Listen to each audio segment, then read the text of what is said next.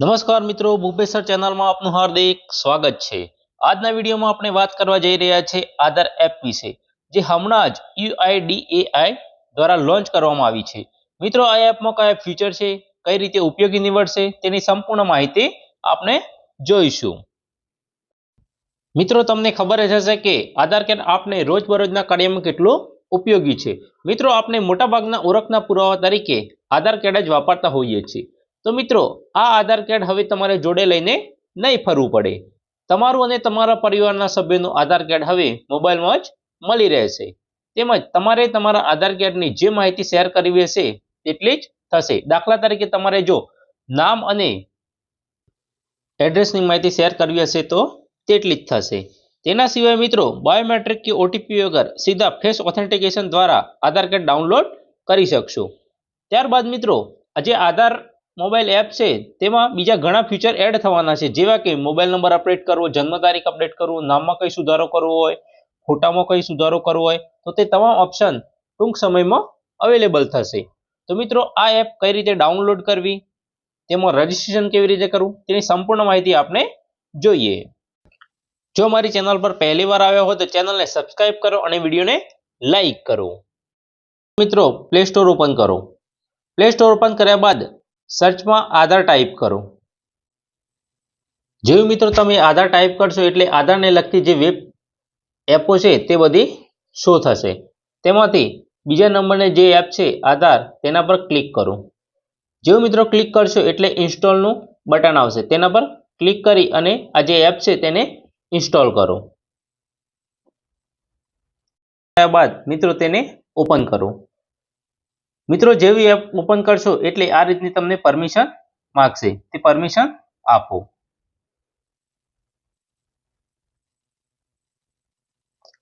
જેવી પરમિશન આપશો એટલે મિત્રો આ રીતની જે આ એપના ફીચર છે તે શો થશે, તે જ તમે જોઈ શકો છો।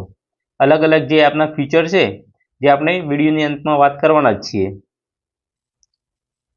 મિત્રો, આ એપમાં રજીસ્ટ્રેશન કરવા માટે આઈ એમ રેડી વિથ માય આધાર પર ક્લિક કરો। જેવું ક્લિક કરશો એટલે મિત્રો તમારો જે આધાર કાર્ડ છે નંબર તે અહીં એન્ટર કરવાનો રહેશે। આધાર નંબર એન્ટર કર્યા બાદ કન્ટિન્યુ પર ક્લિક કરો। જેવું મિત્રો ક્લિક કરશો એટલે આ રીતની ટર્મ એન્ડ કન્ડિશન આવશે, જે તમારે વાંચી લેવી અને I agree with term and condition પર ક્લિક કરો અને પ્રોસીડ પર ક્લિક કરો। જેવું મિત્રો ક્લિક કરશો એટલે આ રીતના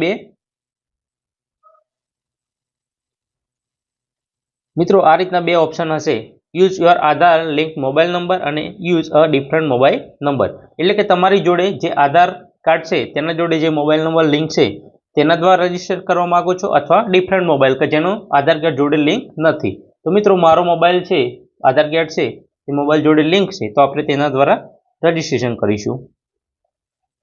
યસ પર ક્લિક કરી અને સિમ સિલેક્ટ કરીશું। ત્યારબાદ સેન્ડ SMS। જો મિત્રો સેન્ડ SMS કરશો એટલે તમારા આ રીતનો એક મેસેજ આવશે।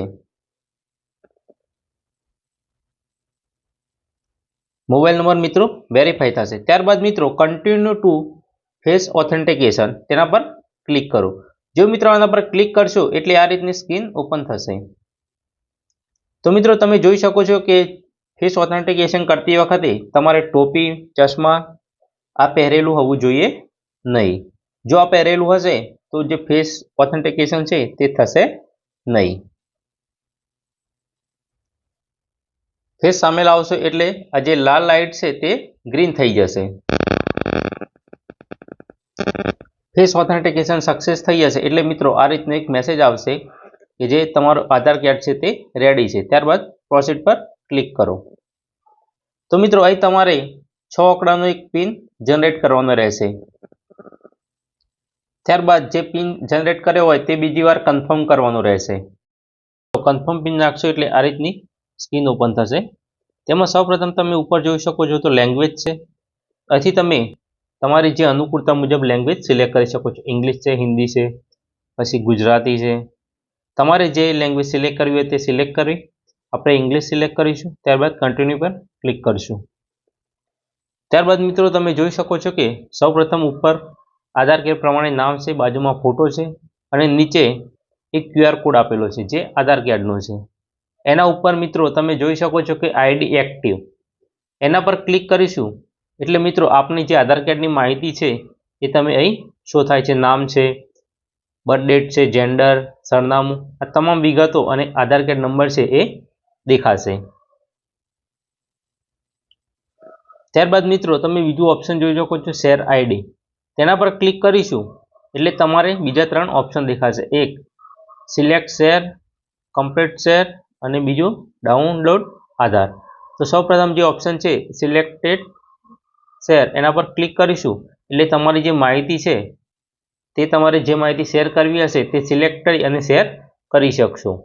જે મિત્રો સિલેક્ટ કરશો તે જ માહિતી શેર થશે, બાકીની માહિતી શેર થશે નહીં. તો તેમાં ઇમેજ છે, નામ છે, birth date, mobile number, address, gender, આ તમામ વસ્તુ આપેલી છે. આપણી અનુકૂળતા મુજબ સિલેક્ટ કરી અને આપણે તે શેર કરી શકીએ છીએ. બીજું ઓપ્શન છે ડાઉનલોડ આધાર. જેવું આપણે મિત્રો આ ઓપ્શન પર ક્લિક કરીશું એટલે આ રીતનો મેસેજ શો થશે, જેનો અર્થ એ છે કે આપણે જે પીડીએફ ડાઉનલોડ કરીએ છીએ તે પાસવર્ડ પ્રોટેક્શન વાળી હોય છે. તો આ પીડીએફ ઓપન કરવા માટે આપનું જે નામ છે તેના પ્રથમ 4 અક્ષર અને બર્થ ડેટનું વર્ષ આ એન્ટર કરવાથી પીડીએફ ઓપન થશે. તો કન્ટિન્યુ પર ક્લિક કરીશું. તો મિત્રો આપનું જે આધાર કાર્ડ છે એ ડાઉનલોડ થઈ ગયું છે. તો તેને ઓપન કરવા માટે આપણે કોઈ પણ એપ ઓપન કરીશું, તેમાં આ રીતનો મેસેજ શો થશે. તેમાં આપણે પાસવર્ડમાં પ્રથમ 4 અક્ષર નામના અને બર્થ ડેટનું વર્ષ નાખીશું અને ત્યારબાદ ઓકે પર ક્લિક કરીશું એટલે આપણું આધાર કાર્ડ છે તે આ રીતનું ઓપન થઈ જશે,